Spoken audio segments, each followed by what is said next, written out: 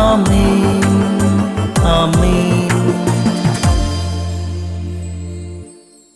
യേശുവിന്റെ ഏറ്റവും പ്രിയമുള്ളത് 1 കൊറിന്തോസ് 10:4 തങ്ങളെ അനുഗമിച്ചിരുന്ന ആത്മീയ ശിലയിൽ നിന്നാണ് അവർ പാനം ചെയ്തത്. വളരെ സ്പെഷ്യൽ വേർഡ് ഓഫ് ഗോഡ് അല്ലേ? നമ്മൾ ഇത്രയും നാളും കേട്ടിരുന്നത് എന്താ? നമ്മൾ ക്രിസ്തുവിനെ അനുഗമിക്കുന്നു, നമ്മൾ കർത്താവിനെ അനുഗമിക്കുന്നു, നമ്മുടെ ദൈവത്തെ അനുഗമിക്കുന്നു, നമ്മുടെ മിശിഹായെ അനുഗമിക്കുന്നു. തിരിച്ച് ബൈബിൾ പറയുക, തങ്ങളെ അവരുടെ പിന്നാലെ നടന്ന, അവരുടെ പുറകെ നടന്ന ആത്മീയ ശിലയിൽ നിന്നാണ് അവർ പാനം ചെയ്തത്.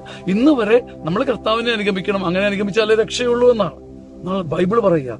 നമ്മുടെ പിന്നാലെ വരുന്ന, നമ്മുടെ പുറകെ വരുന്ന, നമ്മളെ അനുഗമിക്കുന്ന ഒരു രക്ഷാശിലയുണ്ട്.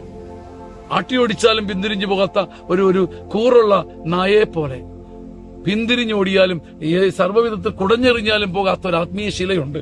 എന്നെ അനുഗമിക്കുന്ന, നിന്റെ പുറകെ വരുന്ന ഒരു ദൈവം. അവനിൽ നിന്നാണ് അവർ കുടിച്ചത്.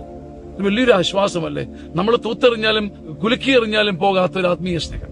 നമ്മൾ ഇനി മുതൽ ദൈവത്തെ അനുഗമിക്കുകയല്ല, ഈശോയെ അനുഗമിക്കുകയല്ല, ദൈവം നമ്മളെ അനുഗമിക്കുന്നു എന്ന് തിരിച്ചറിയുമ്പം വലിയൊരു സമാധാനം വരുന്നില്ലേ? 1 കൊറിന്തോസ് 10:4 അവരെ അനുഗമിച്ച ആത്മീയ ശിലയിൽ നിന്നാണ് അവർ പാനം ചെയ്തത്. വലിയൊരു സമാധാനം, വലിയൊരു സന്തോഷം ഉണ്ടാകും. ആമേൻ ആമേൻ.